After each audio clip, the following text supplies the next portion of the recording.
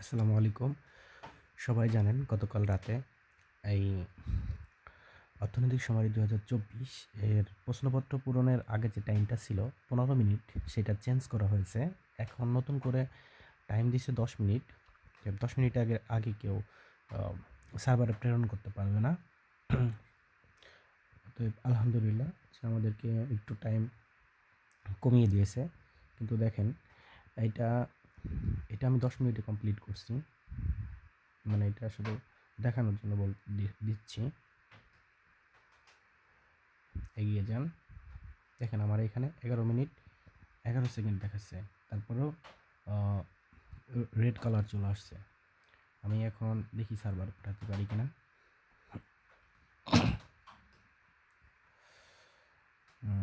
জমা দিন, সেভ করুন এবং জমা দিন। দেখছেন? এখনও দেখাচ্ছে যে ১৫ মিনিট ০ সেকেন্ড। মানে এর আগে আমি পাঠাতে পারবো না। তো আমি এটা কিভাবে পাঠাবো? নতুন করে টাইম যেহেতু দিছে ১০ মিনিট, এইটাতে নিচ্ছে না।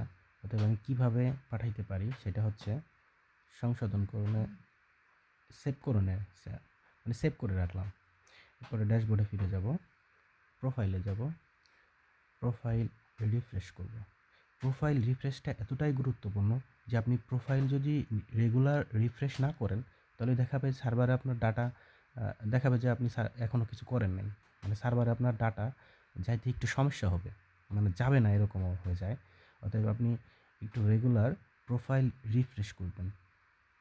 আচ্ছা, তো ব্যাক করি আমাদের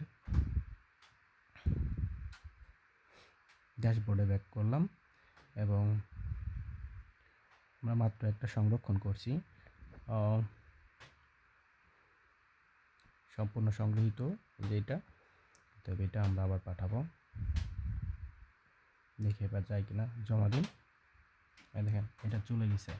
তার মানে এই পদ্ধতিতে আপনি ১০ মিনিটে জমা দিতে পারবেন এখন থেকে। তো তার জন্য আপনাকে অবশ্যই প্রোফাইলে যেয়ে প্রোফাইল রিফ্রেশ করতে হবে।